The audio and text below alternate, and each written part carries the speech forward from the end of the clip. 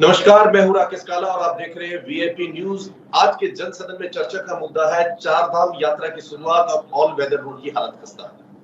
इसी विषय पे चर्चा करने के लिए खास मेहमान हमारे साथ बने हुए हैं। आइए सबसे पहले उनसे रूबरू करवा देते हैं आपको। मधु भट्ट जी प्रवक्ता है भाजपा से। मधु जी, आज की इस चर्चा में वीआईपी परिवार आपका स्वागत करता है। उमा सिसोदिया जी, प्रदेश प्रवक्ता है आम आदमी पार्टी से। उमा जी, आज की चर्चा में आपका स्वागत है। और मनोज फुलारा जी, युवा है, प्रवक्ता है कांग्रेस से। मनोज जी, आज की चर्चा में वीआईपी परिवार का स्वागत करता है। सबसे पहले रुख करना चाहूंगा मैं मधु जी आपकी तरफ। मधु जी, अगर हम बात करते हैं केदारनाथ की तो 30 डिग्री 44 नॉर्थ की बात करते हैं, 79 डिग्री 04 ईस्ट की बात करते हैं, लैटिट्यूड की बात करते हैं। अगर हम ऊंचाई की बात कर लेते हैं तो 11,746 फीट की ऊंचाई पे केदारनाथ है। यमुनोत्री की हाइट जो है सी लेवल से अगर बात करते हैं 9,980 के आसपास है। लैटिट्यूड की भी बात करेंगे, एल्टीट्यूड की भी बात करेंगे। लेकिन बड़े प्रश्न यहाँ पे ये आ जाते हैं मधु जी कि चारधाम यात्रा शुरू हो गई, उसकी बारिश हो गई हेलीकॉप्टर से, यात्री गदगद है, खुश है। बड़े प्रश्न यहाँ आ जाते हैं कि ऑल वेदर रोड पे इतनी बुरी तरह से जाम की स्थिति है। अभी लैंडस्लाइड हो गई, 12 घंटे बाद वहां पे रास्ता खुला। कई तरीके की परिस्थितियों से जो तीर्थ यात्रियों को जूझना पड़ा। सरकार कहती है कि हमने चाक चौबंद व्यवस्था की है। अगर बात करें हम ऑफलाइन काउंटर की, कई लोग तो ऑनलाइन इस चीज को कर ले रहे हैं, लेकिन जिनको ऑनलाइन में दिक्कत है या ऑफलाइन करना चाहते हैं, 2 बाथरूम वहां पे है। हजारों की संख्या में भीड़ लगी हुई, एक महिलाओं के लिए, एक जेंट्स के लिए। माना 1000 की भीड़ है, 2 बाथरूम में व्यवस्था बन पाएगी? किस तरीके से इसको पटल पे रखेंगे? देखिए, निश्चित रूप से देखिए जिस प्रकार से हमारी जो पूरी यात्रा का शुभारंभ हो गया है, मैं सारे अपने इस वीआईपी चैनल के माध्यम से अपने पूरे देश के भर के श्रद्धालुओं को हार्दिक बधाई और शुभकामनाएं देती हूँ कि यात्रा बहुत अच्छी चलने वाली है, सुखद यात्रा हो और सबकी मनोकामनाएं पूर्ण हो। पिछली बार जो 45 लाख से अधिक यहाँ पर श्रद्धालु आए और इस बार ये आंकड़ा और भी अधिक पार होने वाला है इसको, क्योंकि कल ही हमने देखा कि हजारों की संख्या में जो श्रद्धालु यहाँ पर आए और गदगद भी हुए। माननीय मुख्यमंत्री जी ने जिस प्रकार से आह्वान किया और पूरे पुष्प वर्षा हमारे जो गंगोत्री यमुनोत्री के श्रद्धालुओं पर हुई, वही पुष्प वर्षा आने वाले समय में उनके समस्त मनोकामनाएं पूर्ण करें। इन्हीं के साथ यात्रा का शुभारंभ हुआ है। साथ में बताना चाहूंगी, देखिए ऑल वेदर रोड का जहाँ तक आपने कहा है कि जाम की स्थिति थी, बिल्कुल निश्चित रूप से, क्योंकि श्रद्धालु जो है बहुत बड़ी संख्या में आए और कहीं न कहीं जो मौसम अभी अचानक परिवर्तन हुआ है, कहीं न कहीं मार्ग कहीं पर अवरुद्ध हुआ है। लेकिन ऐसा नहीं है, क्योंकि देखिए जो ऑल वेदर रोड हमने बनाई है वो बहुत चौड़ी रोड बनाई है, बहुत अच्छी सड़कें बनाई गई हैं और यात्रियों को जो किसी प्रकार की कोई असुविधा ना हो उसके लिए यात्री पड़ाव भी बनाए गए हैं। स्वास्थ्य को लेकर माननीय जो हमारे मंत्री जी हैं धन सिंह रावत जी, डॉक्टर धन सिंह रावत जी, लगातार स्वास्थ्य सचिव के साथ उनको सख्त निर्देश दिए हैं कि हर यात्री जो पड़ाव है वहां पर उनकी स्वास्थ्य की जो है वो जानकारी ली जाए। साथ में अभी आपने जिस प्रकार से कहा कि जो हमारे जो यात्रियों के लिए वहां पे रहने के लिए व्यवस्था और कहीं पर अगर उनको जो शौचालय की जो व्यवस्थाएं होनी चाहिए वो भी बिल्कुल निश्चित रूप से बना दी गई है और तैयार हो गई है। अगर कहीं कोई कमी रह गई है, अगर पड़ाव में कहीं दिक्कत हो रही है, तो निश्चित रूप से आजकल तो तुरंत ही ऐसे हमारे डिस्पोजेबल जो वॉशरूम है वो तैयार कर लिए जाते हैं, वो लग जाएंगे कहीं अगर कोई दिक्कत हो रही है तो। और क्योंकि पहली बार जो ये यात्रा अभी क्योंकि कल से शुरू हुई है, अभी केदारनाथ जी भगवान श्री केदारनाथ जी के कपाट भी खुलने वाले 25 को और 27 को बद्री विशाल के कपाट खुलने वाले। निश्चित रूप से वो तैयारियां भी पूरी करनी चाहिए। किसी प्रकार की कोई अव्यवस्था नहीं होने वाली है, सब यात्रा बहुत अच्छी तरीके से चलने वाली, कोई दिक्कत आने वाली नहीं। बिल्कुल। उमा जी, रुक आपकी तरफ करना चाहूंगा। उमा जी, देखिए अमूमन ये देखा जाता है कि जब भी यात्रा होती है, खासकर पहाड़ी क्षेत्रों में, तो जेसीबी की व्यवस्था होती है कि लैंडस्लाइड होता है, कोई अवरोध होता है तो तुरंत उस चीज को दूर किया जा सके। अगर हम बात करते हैं एम्बुलेंस की, तो हर कुछ किलोमीटर पे एम्बुलेंस होती है। कई बार ये देखा जाता है कि तीर्थ यात्री पहाड़ में फंस गया है, उसको मेडिकल सुविधा मिलने में बड़ी दिक्कत हो रही। लेकिन कहीं ना कहीं लगता नहीं कि इसलिए सरकार की तारीफ करनी चाहिए कि पूर्व की सरकार ने वो ऑल वेदर रोड नहीं बनाई जो भाजपा की सरकार ने बना दी। लगता नहीं कि कहीं ना कहीं जो तीर्थ यात्रियों को थोड़ा सा सुविधा पहले की अपेक्षा ज्यादा मिली है? देखिए, अगर हम लोग और वेदर रोड की बात करते हैं तो मैं हमेशा इस बात को कहती हूँ कि ठीक है, आपने सड़क बनाई, बहुत अच्छी सड़क बनाई, यात्रा का टाइम घटा है। पहले जो सड़क 10 या 12 फीट की हुआ करती थी, अब वो सड़क चौड़ी हो गई है, तो इस वजह से ज्यादा यात्री यहाँ पर आने लगे हैं। इसके लिए बीजेपी को साधुवाद दिया जाएगा, लेकिन कहीं ना कहीं गुणवत्ता में प्रॉब्लम है, कहीं ना कहीं सड़कें टूट रही हैं, तो उसके लिए मैं एक क्लीन चिट देती हूँ कि छोटी मोटी जब इतना बड़ा काम होता है तो कुछ जगह प्रॉब्लम आती है और सरकार को उसको समय रहते दूर कर लेना चाहिए। मैं कभी इस तरह की राजनीति की बात नहीं करती कि नहीं कुछ नहीं हुआ, नहीं जो है वो सामने दिखाई दे रहा है और उसकी हम लोग तारीफ भी करते हैं। लेकिन प्रॉब्लम कहाँ आती है? प्रॉब्लम सबसे ज्यादा इस बात पे आती है कि आप लोगों ने 1 अरब रुपया, 100 करोड़ रुपए आपने 66 लोगों के ऊपर खर्च कर दिए रामनगर में, जब आपने G25 सम्मेलन कराया, और उस समय आपने 10 करोड़ रुपए का बजट रखा था यात्रा के दौरान लोगों को सुविधाएं देने में, जिसमें कि आपकी मेडिकल सुविधाएं और जो शौचालय जो सबसे बड़ी प्रॉब्लम आपने बताई काला जी, वो शामिल थी, सिर्फ 10 करोड़ रुपए। मतलब उस समय जब मैंने बजट आया और जब मैंने आंकड़े पढ़े तो मैं हैरान थी कि जब लाखों लोग जहाँ पर आ रहे श्रद्धालु, उनको सुविधाएं देने के लिए आपका बजट 10 करोड़ और सिर्फ 66 लोगों को सुविधाएं देने के लिए आपका बजट जो है 1 अरब। ये जो गणित है ये मेरी समझ से बिल्कुल बाहर था। खैर, पुष्कर सिंह धामी जी दिल्ली भी गए, वहां पर उन्होंने जाके जोशी मठ के बारे में बात करी, प्रधानमंत्री जी से यात्रा के बारे में बात करी कि हमें और बजट दिया जाए, वहां से बजट नहीं मिल पाया। जो भी है उत्तराखंड के पास, जैसा भी है वो उत्तराखंड उतने में ही अपना करना गुजारा चलाने वाली स्थिति में इस समय धामी सरकार है। पर लेकिन मैं कहती हूँ ये जो 40-50 लाख लोग उत्तराखंड में आ रहे हैं, दीदी ने उनको शुभकामनाएं दी, मैं भी शुभकामनाएं देती हूँ, हम सभी शुभकामनाएं दें कि उनके साथ कुछ भी ऐसा ना हो कि वो वहां जाकर गलत शब्दों में उत्तराखंड को याद करें, गलत मेमोरीज के साथ यहाँ से जाएं। लेकिन इन 50 लाख लोगों के लिए जो है ब्रांड एम्बेसडर उत्तराखंड के लिए बनेंगे, पूरे देश में विदेशों से भी श्रद्धालु आ रहे हैं। जब इन अव्यवस्थाओं को देखेंगे तो हम सिर्फ उनको ऑल वेदर रोड नहीं दिखा सकते, सिर्फ ये कहेंगे कि हमने सड़क आपकी अच्छी बना दी, आप आ तो जाओ यहाँ पर, लेकिन उसके बाद जो तमाम अव्यवस्थाएं हैं वो हमने कुछ भी ठीक नहीं किया। और जब आप वहां जाओगे तो आप छोटी छोटी चीजों को याद करोगे, ये भी नहीं था, ये भी नहीं था, ये भी नहीं था, तो वो उत्तराखंड के लिए बहुत बड़ी नेगेटिविटी हो जाएगी। हालांकि पिछले साल भी कितने यात्री थे जो काल गर्भित हुए हैं, हार्ट अटैक हुआ, टाइम से हम लोग उनको डॉक्टर्स नहीं दे पाए, टाइम से दवाइयां नहीं दे पाए, हेलीकॉप्टर की सुविधाएं नहीं दे पाए, और कितने हमारे घोड़े खच्चर वाले को काफी बड़ा कैंपेन चला था कि घोड़े खच्चर वालों को बैन किया जाए, क्योंकि घोड़े खच्चर भी मर रहे थे। तो ये जो तमाम पिछले साल की जो अव्यवस्थाएं हैं, मुझे लगता है कि धामी सरकार को सीखना चाहिए था। लेकिन बड़ा क्वेश्चन मार्क है, यात्रा शुरू हो चुकी है और आप लोग टॉयलेट्स, आप कह रहे हैं कि हम लोग पोर्टेबल टॉयलेट्स लगा देंगे, भाई पहले ही लगा देने चाहिए थे। बिल्कुल बिल्कुल मनोज जी, आपकी तरफ करना चाहूंगा। मनोज जी, हम बात करते हैं गंगोत्री, यमुनोत्री, केदारनाथ, बद्रीनाथ की बात करते हैं। अगर हम यमुनोत्री गंगोत्री की बात करते हैं तो ऑप्शन ये भी है कि आप जेपी बैंड से होते हुए सुबह खोली होते हुए निकल सकते हैं या नरेंद्रगढ़ से निकल सकते हैं, सरकार ने ऑप्शन खोले। और वेदर रोड की बात करते हैं तो पहले की सरकारों ने नहीं वो सुविधा दी थी जो बीजेपी सरकार ने दे दी है। जिस तरीके से अगर उम्मा जी भी कह रही है कि अगर सरकार बेहतर काम करती है तो कहीं ना कहीं सरकार का साधुवाद भी करना चाहिए। लेकिन इसमें बार बार एक प्रश्न ये उठ जाता है कि जैसे उम्मा जी ने कहा कि हार्ट अटैक, तो नेचुरली वो तो एक नेचुरल चीज है, उसके लिए सरकार क्या कर सकती है। लेकिन जहां पे मेडिकल सुविधा उपलब्ध नहीं हो पाती, क्योंकि देखिए कई बार ऐसी दिक्कत भी आती है कि साइन बोर्ड की दिक्कत है, कई बार ऐसा है कि अगर नेगेटिविटी की तरफ आप देखते हैं, क्योंकि आप विपक्ष में है, मेडिकल सुविधा टाइम से नहीं मिल पा रही है, जेसीबी 1 घंटे बाद आ रही है। अभी लैंडस्लाइड हुआ तो 12 घंटे बाद रास्ता खुला, तो 12 घंटे जो वेस्ट में है उसमें कोई बुजुर्ग भी हो सकता है, बच्चा भी हो सकता है, या किसी का अर्जेंट काम भी हो सकता है, किसी के ट्रेन की टिकट हो सकती है, किसी की प्लेन की टिकट हो सकती है। ये कई तरीके की असुविधाएं होती हैं। लेकिन ये भी देखा जाए कि इतने सारे अगर तीर्थ यात्री आते हैं तो राजस्व में बढ़ोतरी होगी, कहीं ना कहीं जो दूर दराज गांव में बैठे उनके रोजगार को बढ़ावा मिलेगा, उनके बिजनेस में, उनके व्यापार में कहीं ना कहीं बढ़ोतरी होगी। मनोज जी।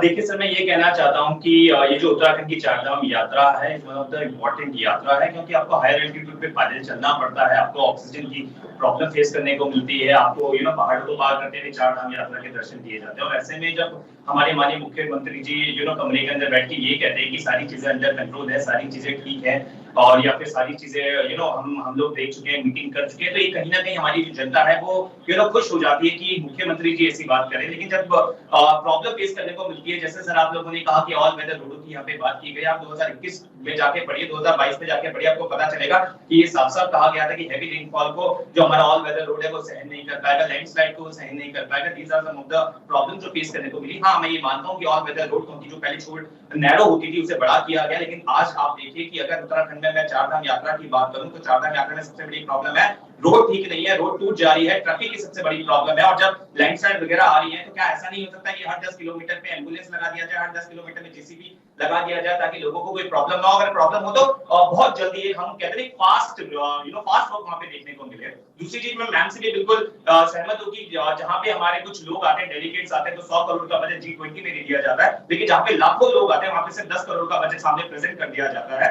सर देखिए काफी सारी प्रॉब्लम है। अगर आप हाईवे की बात करें, उत्तरकाशी यमुनोत्री हाईवे में हम लोगों ने देखा कि जब रास्ता खराब था तो उन्हें इन्फॉर्म तक नहीं किया गया, और जब श्रद्धालु वहां पे आए तो उनका आक्रोश देखने को मिला, उनका एंगर देखने को मिला। वहीं पे अगर ऋषिकेश में हम लोग बात करें तो 4-4 घंटे लोगों को रजिस्ट्रेशन करने के लिए लाइन पे लगना पड़ा, धूप में खड़े होना पड़ा, वाटर कूलर में पानी पीने के लिए तो पानी नहीं आता था, टॉयलेट करने के लिए तो वहां पे पानी की प्रॉब्लम्स थी। दीज आर प्रॉब्लम्स सर, अभी तो सिर्फ स्टार्ट हुआ है। अभी मेडिकल फैसिलिटीज आप पिछले साल की बात कर लीजिए, 3 मई को जब ये यात्रा स्टार्ट हुई है तो आपने देखा कि पिछले साल रिकॉर्डेड डेथ देखने को हम लोगों को मिली 300 से ज्यादा। और एक इंपॉर्टेंट चीज मैं यहाँ पे कहना चाहूंगा कि 80% से ज्यादा ऐसी डेथ थी जो मेडिकल फैसिलिटीज ना मिलने की वजह से हुई। सर मैं ज्यादा दूर ना जाके अभी इसी बार आता हूँ, होली के बाद हमारी पूर्णागिरी धाम यात्रा भी स्टार्ट हुई थी, चंपावत में वो यात्रा स्टार्ट होती है होली के बाद। अगर आप देखेंगे तो उसमें भी सरकार ने यही कहा था कि सारी चीजें अंडर कंट्रोल है, लेकिन हमने देखा कि कुछ लोग शारदा नदी में डूबने की वजह से मर गए, कुछ लोग पार्किंग में गाड़ी का वेट कर रहे थे, वहां पे गाड़ी आके उन्हें कुचल के निकल जाती है। हमने देखा कि किस तरीके से रोड एक्सीडेंट होते हुए दिखे, शारदा में डूबते हुए दिखे।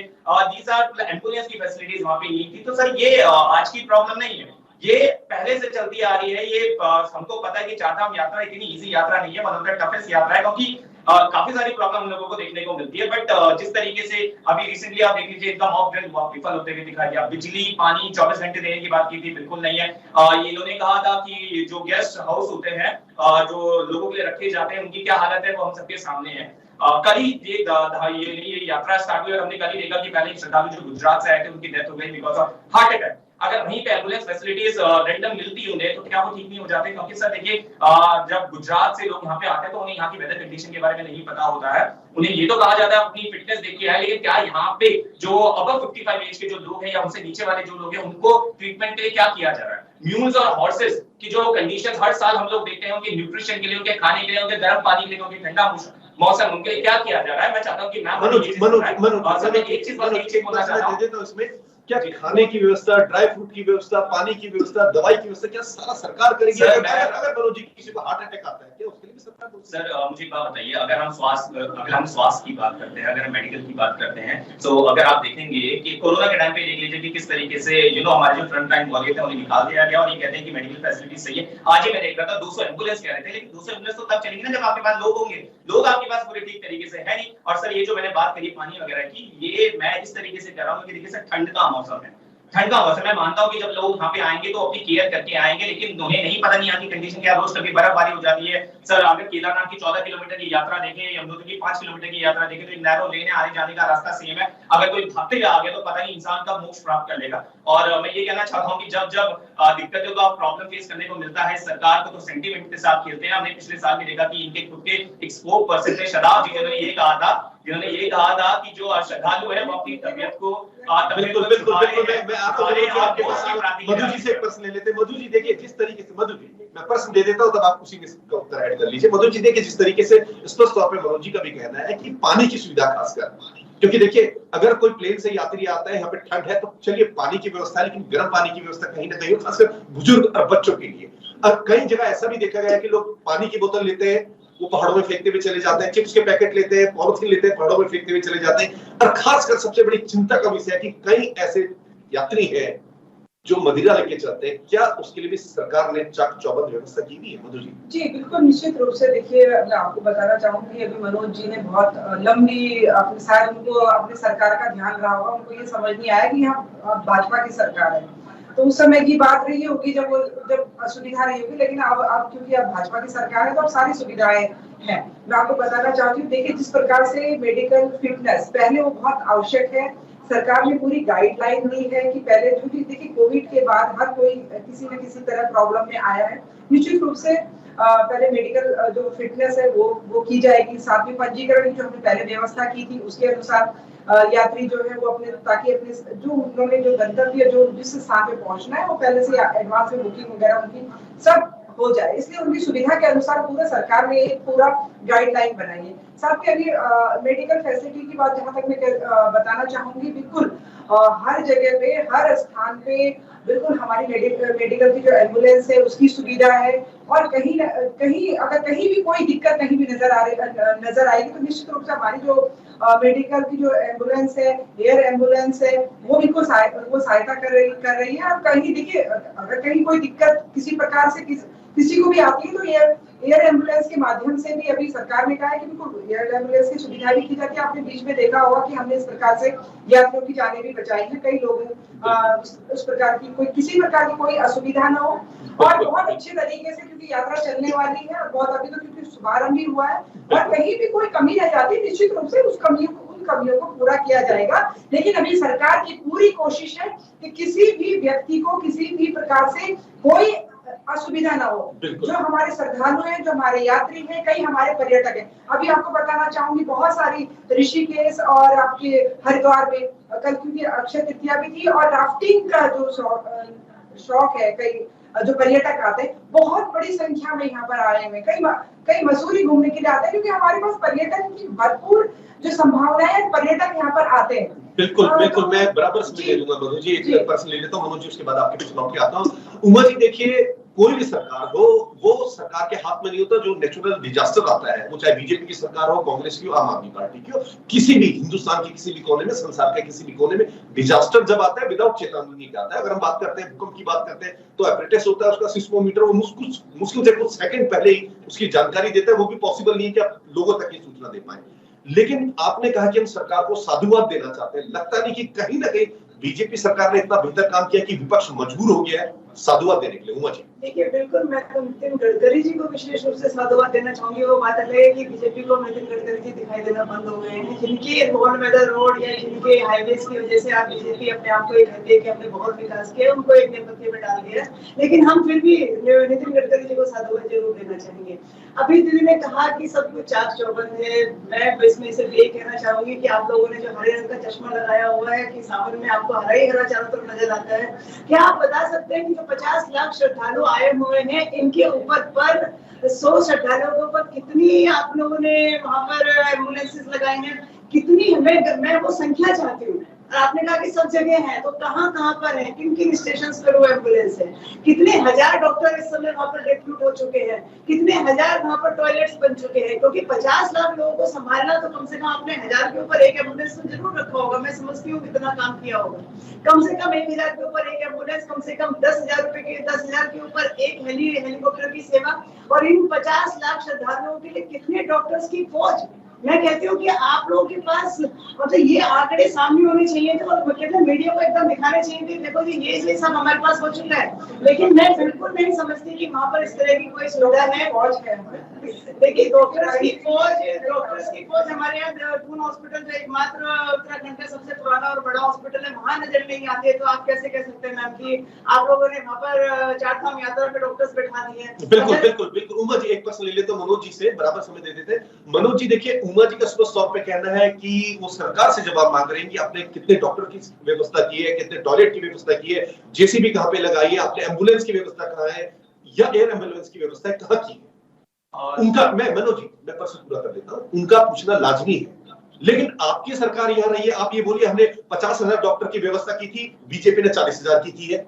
आप आंकड़े रखिए, या तो आप बताइए, आप सिद्ध करिए कि हमने व्यवस्थाएं ज्यादा की थी, बीजेपी ने कम की है। तो कहीं ना कहीं, क्योंकि आप भी सत्ता में रही है, खामी आपके समय में भी रही है, अगर बीजेपी के समय में रही है। मनोज जी। सर देखिए, मैं ये कहूंगा कि हाँ, मैंने जब स्टार्टिंग करी तो मैंने यही कहा कि ये यात्रा इतनी इजी नहीं है। तब यात्रा हर साल की तरह सरकार पे एक दबाव रहता है कि इस यात्रा को कितना अच्छा बना दिया जाए, क्योंकि कहीं ना कहीं एक रेवेन्यू जनरेशन करने का, टूरिज्म यहाँ पे आता है और रेवेन्यू जनरेशन करने का एक तरीका भी ये है। और पिछले हर साल ये चीज यात्रा चलती है। 2013 में भी हमने देखा कि जब लोगों ने आपदा आई तो हमने देखा कि उसका रीस्टैब्लिशमेंट कितनी जल्दी हुआ। किसी को भरोसा नहीं था कि दोबारा से वो यात्रा स्टार्ट हो पाएगी, किसके कार्यकाल में हुआ, आपके और हम सब जानते हैं कि हरीश रावत जी के समय में कितनी जल्दी उसका रीस्टैब्लिशमेंट किया, लेकिन प्रॉब्लम आती है, प्रॉब्लम ये कह रहा हूँ कि जैसे बीजेपी सरकार ने कहा कि इस साल हमने जो फैसिलिटीज दी वो पिछले साल को देखते हुए दी, लेकिन देखते हुए तब दिया जाता है ना सर, जब डेटा होता है, जब डॉक्यूमेंटेशन होता है कि पिछले साल क्या गलतियां हुई, क्या अच्छी चीज हुई, तब जाके हम लोग चीजों को इंप्लीमेंट करते हैं। हमने मेडिकल की बात करें, एक चीज बोलना चाहूंगा सर, कोरोना का ग्राफ बढ़ रहा है, मैं न्यूज में पढ़ रहा था कि इनके जो स्वास्थ्य मंत्री है धन सिंह रावत जी कहते हैं मैंने 1 लाख कोविड की वैक्सीन मंगाई। एक बार बताइए, उत्तराखंड की जो जनसंख्या है 1.25 लाख करोड़ है, 1.25 करोड़ है, और 1.25 करोड़ के हिसाब से 1 लाख आप वैक्सीन लेके आते हैं। मुझे बताइए क्या ये मनोज जी इस पे प्रश्न ऐड कर देता हूँ, क्या आपको लगता है अगर 1.25 करोड़ उत्तराखंड में रहते हैं सभी को कोरोना होना लाजिमी है? मैं तो ये कह रहा हूँ कि 50 लाख मान के चल लीजिए आप, 50 लाख के हिसाब से अगर आप 1 लाख रुपए 1 लाख वैक्सीन मंगा रहे हैं, तो आप मुझे बताइए कि क्या ये ठीक है? क्या ये अगर आप एवरेज में निकालेंगे तो आप किसी भी प्रकार का कोई भी अगर वायरल आता है तो देखिए सर, आज अगर हम उत्तराखंड को देखते हैं सर, आज अगर हम उत्तराखंड को देखते हैं तो कहीं ना कहीं आप देखेंगे कोरोना का ग्राफ बढ़ रहा है स्टार्टिंग से, इनका ट्रीटमेंट क्या चल रहा है, इनका कोविड की रिपोर्ट क्या चल रही है, वो सरकार सामने प्रेजेंट नहीं कर पाई है। आप कहते हैं मेडिकल फैसिलिटीज सही है, पूर्णागिरी जब धाम चल रहा था एक दिन में 6 से 6 श्रद्धालु मर रहे थे, हर साल के अंदर श्रद्धालु की एक प्रॉब्लम थी, लेकिन उसको नहीं देखा कि आप कहते हैं एम्बुलेंस फैसिलिटीज ठीक तरीके से चल रही है। हमारी सरकार बिल्कुल बहुत क्योंकि गंभीरता के साथ काम कर रही है, आप देखेंगे ना टोल फ्री नंबर बता दीजिए, चलिए टोल फ्री नंबर बता दीजिए कि इस बार रजिस्ट्रेशन में टोल फ्री नंबर क्या है। प्रधानमंत्री मोदी जी ने पूरे सबको फ्री वैक्सीनेशन। बिल्कुल, मैं इसी पे प्रश्न ले लेता हूं मधु जी, लौट के आता हूं। मधु जी एक प्रश्न ऐड कर देता हूं, आपने कहा फ्री में जी मधु जी, इसी से जुड़ता हुआ क्वेश्चन, हालांकि आज डिबेट का विषय दूसरा है, जब डोईवाला से व्यक्ति निकलता हो, चाहे वो तीर्थ यात्री हो या आम आदमी हो, देहरादून का निवासी हो, 95 रुपए टोल टैक्स पार करने के देता है, और वो आधे मिनट बाद वापस आता है तो 45 रुपए देता है। लगता नहीं कहीं ना कहीं जो देहरादून के निवासी हैं, उत्तराखंड के निवासी हैं, तीर्थ यात्री हैं, उनकी जेब में कहीं ना कहीं डाका पड़ रहा है? मधु जी देखिए, कहीं अगर इस प्रकार से देखिए डोईवाला और देहरादून वालों के लिए तो ऐसा कुछ नहीं है उसमें, क्योंकि जहाँ पे देखिए हमको इतनी बड़ी सुविधा मिली है, रोड अगर सड़कें हमारी बन रही है तो कहीं ना कहीं थोड़ा बहुत हमें डाका डाला जा सकता है। आप उसको डाका मत बोलिए, मैं भुक्तभोगी इसलिए कह रहा हूं मधु जी। नहीं, अगर कहीं देखिए ऐसा नहीं है, जो डोईवाला से देहरादून जा रहे हैं उनके लिए तो ऐसा नहीं है। नहीं मधु जी इसको मैं करेक्ट करना चाहूंगा, देहरादून से जो डोईवाला का फ्लाईओवर क्रॉस करता है 95 रुपए देने के पड़ते हैं, 1 सेकंड बाद भी अगर वापस आता है, यू टर्न भी लेता है, 45 रुपए देने पड़ते हैं। 24 आवर्स कम से कम वो वैलिड होना चाहिए। मधु जी नहीं, देखिए अगर कहीं ऐसी बात आई है, क्योंकि बीच में अगर इस प्रकार से कोई बात आई थी तो उसके लिए भी सरकार ने उसमें पहल की थी, और ऐसा नहीं उसका पास बनता है, और पास के तहत उसमें ऐसा नहीं कि जो यहाँ डोईवाला जिनका घर है और जो देहरादून आ रहे हैं उनके लिए कोई ऐसी इस प्रकार की कोई असुविधा नहीं है। उसके लिए मुझे लगता है वहाँ पे पास बनाया जाता है, वहाँ पे 20 किलोमीटर रेंज के अंदर पास बनाया जाता है। तो यहाँ के हैं, देखिए अगर हमको सुविधाएं मिलेंगी तो निश्चित रूप से हमें टैक्स भी देना ही होगा, क्योंकि हमारे ही टैक्स के पैसों से बिल्कुल सड़कें बनती है, हमारे टैक्स के पैसों से बिल्कुल देश के विकास होता है। लेकिन मधु जी, जिसकी तनख्वाह 10,000 रुपए होगी वो 140 रुपए रोज का अगर टैक्स दे देगा तो क्या खाएगा, क्या बचाएगा? देखिए निश्चित रूप से कहीं अगर कोई ऐसी बात हुई है, देखिए टैक्स हमें सड़कों पे, बिजली पे, कहीं जो हमें सुविधाएं जो मिलती है, आप सोचिए, आप सोचिए ना कि आपने क्या किया इतने सालों तक, ये क्यों नहीं बन पाई सड़कें, क्यों नहीं सड़कों में जाके कांग्रेस बताए ना, बताए ना कि उन्होंने क्या किया। आपको बताना चाहूंगी, इतनी बड़ी बात कह रहे हैं, यहाँ पे आने तक कितने लोग कह जाते थे हालांकि आपको बताना चाहूंगी पुली नहीं था, कितने लोगों को भी जान गंवा देते थे। बिल्कुल उमा जी, मैं एक प्रश्न ले लेता हूँ आपसे, मधु जी की बात को आगे बढ़ाता हूँ। देखिए उमा जी, अभी मनोज जी ने कहा कि सरकार ने टैक्स को बढ़ाया, लेकिन बीजेपी ने पुल भी तो बनाया है, कांग्रेस ने तो बिना पुल बनाए टैक्स ले लिए थे। उमा जी देखिए, बीजेपी सरकार जो कर रही है वो खाने के दांत और दिखाने के दांत हो रहे हैं।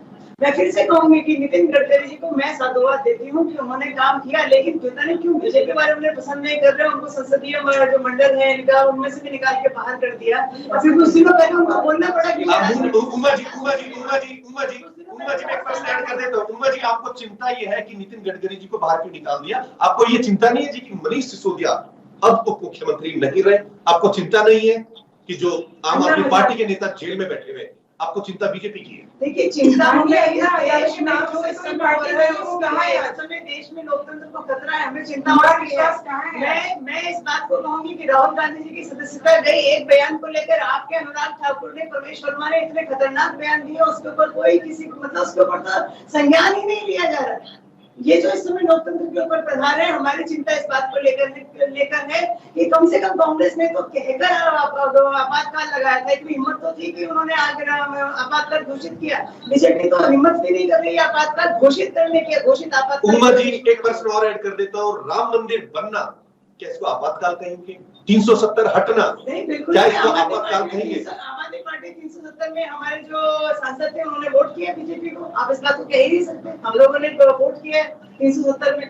बिल्कुल बिल्कुल, रुक करता हूं मैं मनोज जी आपकी तरफ। मनोज जी देखिए स्पष्ट तौर पे मधु जी का ये कहना था कि हमने पुल बनाया है तो टैक्स लेना लाजमी बनता है, सुविधाएं हमने दी है। कहीं भी कांग्रेस के प्रवक्ता ये बता दे कि कांग्रेस से हमने अगर कहीं काम किया है, कांग्रेस ने अगर 19 किया तो हमने 21 काम किया है। मनोज जी देखिए सर, पहली चीज तो मैं एक चीज जोड़ना चाहूंगा कि भगवान के भरोसे चल रहा है। इनकी जितनी भी ये फैसिलिटीज वगैरह की बात करते हैं सब भगवान के भरोसे चल रहा है। जीएसटी वगैरह आने के बाद, डिमोनेटाइजेशन आने के बाद जो प्रॉब्लम फेस करने को मिली, मुझे लगता है आने वाले समय में जो सांस है ना उसका भी टैक्स हम लोगों को देना पड़ेगा, स्माइल करने का भी, मुस्कुराने का भी टैक्स हम लोगों को देना पड़ेगा। देखिए सर, ये मैं मानता हूँ, जैसे मैम ने कहा कि अभी जब मैम ने स्टार्टिंग करी तो मैम ने कहा कि हाईवे बनेंगे तो टैक्स तो लिया जाएगा। मैम बिल्कुल लिया जाएगा, क्या वो उत्तराखंड के लोगों से भी लिया जाएगा? आज आप मुझे बताइए, चारधाम यात्रा की अगर मैं बात कर लूं, अगर आप रास्ते में देखेंगे तो जो टैक्सी है सर, आपको उत्तराखंड की टैक्सी नहीं मिलेगी। हम रेवेन्यू की बात करें, आपको दिल्ली की मिलेगी, आपको हरियाणा की मिलेगी, आपको पंजाब की। देखिए मैं बताता हूँ रेवेन्यू कैसे आएगा, मैं आपको बताता हूँ रेवेन्यू कैसे बढ़ेगा। सर एक बात बताइए, यहाँ पे जितनी भी बाहर की गाड़ियां आ रही हैं उन्हें यहाँ रोक दो, यहाँ से सरकारी गाड़ियों में उन्हें दर्शन कराने ले जाओ। अब बताइए पैसा रेवेन्यू कहाँ है? यहाँ पे 50 लाख यात्रियों के लिए सरकारी गाड़ियां कैसे हो पाएगी? आपको बता सर, देखिए अगर आप पूरे भारत की बात करेंगे तो भारत में ऐसी जगहें हैं जहाँ पे सर बड़े बड़े अफसरों की भी गाड़ी रोकी जाती है और उन्हें बसों पे ले जाया जाता है। बसों पे ले जाया जाता है कि हम आपको गाड़ी वहां रोकी जाती है। अब सोचिए, हरियाणा की गाड़ी यहाँ आ रही है, दिल्ली की गाड़ी यहाँ पे आ रही है, और हम बात करें कि रेवेन्यू जनरेशन है, गाड़ियों को रोके। और ऐसा देखिए, बड़ी सिंपल सी बात है, अगर आप पूर्णागिरी की बात करेंगे तो जहाँ पे 80 लोगों को ले जाया जा रहा है। मनोज जी, मैं एक प्रश्न और ऐड कर दूं। आपने कहा कि सरकारी गाड़ियों से ले जाया जाए, तो क्या प्राइवेट आदमी जो बेरोजगार है, जो टैक्सी के भरोसे है, अपने बीवी बच्चे को नहीं पालेगा? नहीं, मैं इसमें ना मनोज की बात को मैं फेवर करती हूँ। इनका कहने का मतलब है कि उत्तराखंड की गाड़ियों को लिया जाए, सरकार की गाड़ी नहीं, उत्तराखंड की गाड़ी ले लीजिए। 50 लाख लोगों के लिए आप सोचिए, 50 लाख तीर्थयात्रियों के लिए कैसे संभव है? बात बताइए, परिवहन निगम के साथ इनका ठीक से चल नहीं रहा। आपको खुद ही पता है कि किस तरीके के हादसे हम लोगों को देखने को मिल रहे हैं। देखिए, चीजें तब की जाती है जब प्लानिंग की जाती है, एक प्रॉपर प्लानिंग होती है, उसे अप्लाई किया जाता है, उसे क्रिएट किया जाता है। डॉक्यूमेंट दिखा दीजिए। चलिए, बड़ा सिंपल सा सवाल है, टोल फ्री नंबर बता दीजिए, रजिस्ट्रेशन का प्रवक्ता है, आपको पता होना चाहिए। सर मैं आपको बताता हूं, हेल्प डेस्क इसका नहीं, इनका नहीं है। ऋषिकेश में जब लोगों को प्रॉब्लम हुई तो हेल्प डेस्क किसी के लिए नहीं। इनके जो जी लगातार कितनी बार आप देखेंगे 6 से 7 बार यहाँ पे केदारनाथ। हाँ मैम, वो गर्भगृह में कैमरा ले जाने वाले वही थे, गर्भगृह में जहाँ पे पुरोहितों को दूर करके कैमरे ले जाने वाले वही थे, आस्था करने वाले वही थे। राहुल गांधी जी थे जो पैदल गए थे, आप शायद भूल गए। राहुल गांधी जी थे जो पैदल यात्रा करते हैं वैसे, बट मुझे लगता है आज वो टॉपिक नहीं है मैम। पैदल आप बता दीजिए, आज के लोग कितने पैदल चल गए? सर ये एयर एम्बुलेंस की बात करते हैं, मुझे लगता है एयर एम्बुलेंस लाना तब ज्यादा बेहतर होता है जब आप उस एरिया को डेवलप कीजिए। आप उस एरिया को डेवलप करेंगे तब एयर एम्बुलेंस होती है, तो तब चीजें समझ में आती है। कोई सरोकार नहीं है, केवल खाली राजनीति चमकाने के लिए। आप मुझे बता दीजिए, धर्म के नाम पे आप आईआईटी खोल देंगे क्या? आईआईटी बड़ा कॉलेज खोल देंगे धर्म के नाम पे? आईआईटी खोल देंगे? वहाँ पर 10 जनपद में खड़े रहेगी, कब हरी झंडी मिलेगी और कब जो आपदा पीड़ित है उनको सामग्री पहुंचेगी, राहत सामग्री पहुंचेगी। आज माननीय प्रधानमंत्री नरेंद्र मोदी जी तब गुजरात के सीएम थे, उन्होंने तुरंत उसी समय आपका मॉडल सुना, मैंने गुजरात मॉडल सुना, लेकिन आप लोगों हमने 2002 का कांड दोषियों को जो बिल्किस बानो केस सब हमारे सामने है, बिल्किस बानो वाला केस हमारे सामने है ना। आप लोगों को माला डाल के बाहर लेकर आप लोग कुछ नहीं, आप जनता उत्तराखंड की आप लोगों को बहुत अच्छी तरह समझ चुकी है, इसलिए भाजपा पे विश्वास करती है। भारतीय जो हमारे जो पूरे चाहे कार्यकर्ता हो चाहे हमारे नेता हो, सेवा भाव से जनता के बीच में लगातार।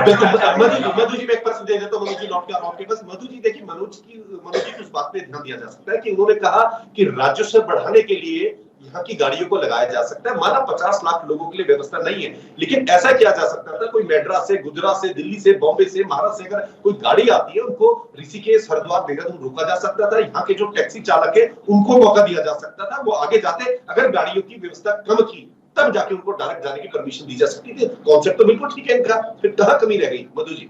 देखिए जो भी टूर एंड ट्रेवल्स हमारे पूरे यहाँ पे उत्तराखंड के हैं, अगर मैं उनको कहूँ तो उनसे जो मेरी बात हुई, उन्होंने कहा कि हमारी तो बहुत एडवांस में बुकिंगें हो चुकी है, क्योंकि एडवांस में सारी बुकिंगें हो गई थी। लेकिन कुछ ऐसा है कि कुछ लोग जो यात्री जो है आना चाहते हैं अपने ही गाड़ियों के माध्यम से, तो उनको रोका नहीं जा सकता, क्योंकि भारत के नागरिक है, उनकी इच्छा है कि वो अपनी सुविधा अनुसार अपनी गाड़ियों से आना चाहते हैं। लेकिन जहाँ तक टूर एंड ट्रेवल्स की जो बात है, जो यहाँ के राजस्व को बढ़ाए जाने की बात है, इसमें मधु जी एक प्रश्न ऐड कर देता हूँ। मधु जी छोटा सा प्रश्न है, वो अपने रोजगार को खोलते हैं। मधु जी एक छोटा सा प्रश्न है, मधु जी उनको भी बहुत सुविधा मिल रही है। मधु जी एक छोटा सा प्रश्न है, मैं चाहूंगा उसका सटीक आंसर मिले। करोड़ों की संख्या में वीआईपी न्यूज को लोग देख रहे हैं जी। मधु जी, गाड़ी में पॉल्यूशन होता है, 100 रुपए की रसीद कटती है, रसीद कटते ही क्या पॉल्यूशन समाप्त हो जाता है? मधु जी देखिए, पूरी जांच जो है, पूरी जांच चल रही है आपके ऋषिकेश हरिद्वार में। विक्रम बड़ा पॉल्यूशन फैलाते हैं, 100 रुपए की रसीद कटते ही उसकी चेकिंग खत्म हो जाती है। मधु जी ये बड़े प्रश्न चीज है। ऐसा नहीं है, अगर कहीं कोई इस प्रकार की अगर कोई दिक्कत आ रही है, अगर कहीं कोई पॉल्यूशन में अगर कहीं कोई कमी पाई जाती है, निश्चित रूप से वो गाड़ी बिल्कुल सीज कर दी जाती है। ऐसा नहीं है, बिल्कुल यातायात कंट्रोल और जो हमारी जो हमने पूरी सीएनजी की जो हमारी गाड़ियां हैं, चाहे और तरीके से कोई भी पॉल्यूशन फ्री होना चाहिए। कहीं भी कोई पॉल्यूशन में किसी भी प्रकार की कोई कोताही नहीं बरती जाएगी। वो गाड़ियां सीधे सीज हो जा रही है। अगर आप जाएंगे ऋषिकेश और हरिद्वार तो वहीं में चेकिंग हो रहा है। पॉल्यूशन कंट्रोल जो है वो ऋषिकेश से ही शुरू हो गया है, आपके हरिद्वार से शुरू हो गया है। तो किसी भी प्रकार की कोई ऐसी प्रकार की कोई बिल्कुल मधु जी, बिल्कुल पूरी जांच चल रही है। बिल्कुल मधु जी, उमा जी, मनोज जी, आप तीनों ने आपकी चर्चा में भाग लिया। आप तीनों का बहुत बहुत शुक्रिया। हम आपको बताते चले कि चारधाम यात्रा शुरू हो गई है। कहीं ना कहीं पक्ष और विपक्ष का जो कहना है, पक्ष कहता है कि हमने ऑल वेदर रोड दिए, ऋषिकेश से लेकर पूरे पहाड़ों तक हमने रोडों का जाल बिछाया है। विपक्ष ये कहता है कि कहीं ना कहीं रोडों में खामी है। अगर हम बात करते हैं एम्बुलेंस की सुविधा की बात करते हैं, एयर एम्बुलेंस की हम बात करते हैं, मेडिकल फैसिलिटीज की बात करते हैं, पानी की बात करते हैं, डॉक्टर की टीम की बात करते हैं, कहीं ना कहीं विपक्ष आरोप लगाता हुआ नजर आता है। सत्ता पक्ष कहता है कि सारी व्यवस्थाएं दुरुस्त है। देखते रहिए वीआईपी न्यूज। नमस्कार।